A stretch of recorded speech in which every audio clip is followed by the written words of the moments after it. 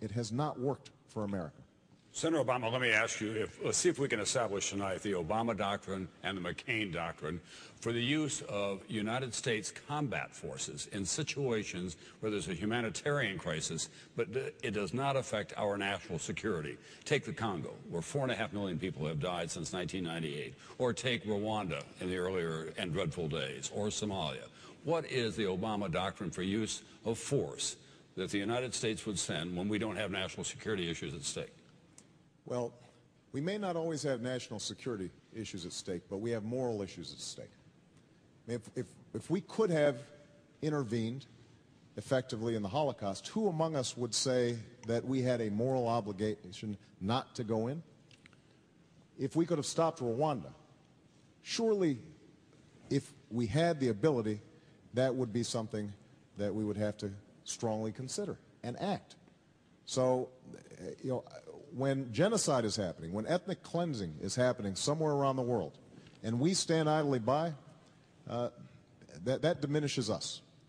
And so I do believe that we have to consider it as part of our interests, our national interests, in intervening where possible. But understand that there's a lot of cruelty around the world. We're not going to be able to be everywhere all the time.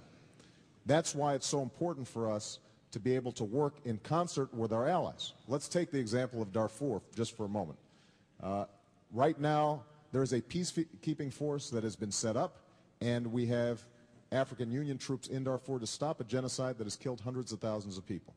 We could be providing logistical support, setting up a no-fly zone at relatively little cost to us, but we can only do it if we can help mobilize the international community and lead. And that's what I intend to do when I'm president. Senator McCain, the McCain doctrine, if you will. Well, let me just follow up, my friends. If we had done what Senator Obama wanted done in Iraq, and that was set a date for withdrawal, which General Petraeus, our chairman of our Joint Chiefs of Staff, said would be a very dangerous course to take for America, then we would have had a wider war. We would have been back. Iranian influence would have increased. Al-Qaeda would have reestablished a base. There was a lot at stake there, my friends. And I can tell you right now that Senator Obama would have brought our troops home in defeat. I'll bring them home with victory and with honor, and that is a fundamental difference.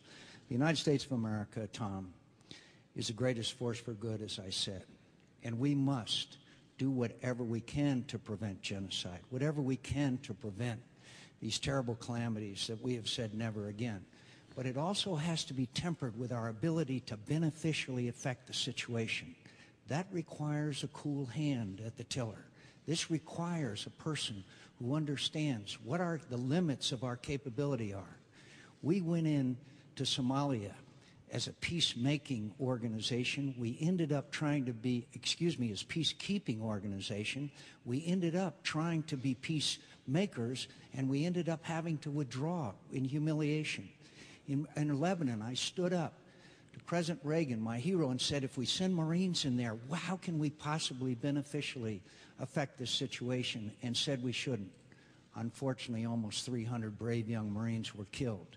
So you have to temper your decisions with the ability to beneficially affect the situation and realize you're sending America's most precious asset, American blood, into harm's way. And again, I know those situations. I've been in them all my life. And I can tell you right now, the security of your young men and women who are serving in the military are my first priority right after our nation's security. And I may have to make those tough decisions, but I won't take them lightly. And I understand that we have to say never again to a Holocaust and never again to Rwanda.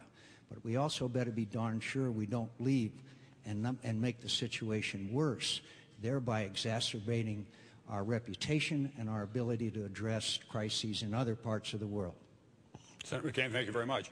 Next question for Senator Obama.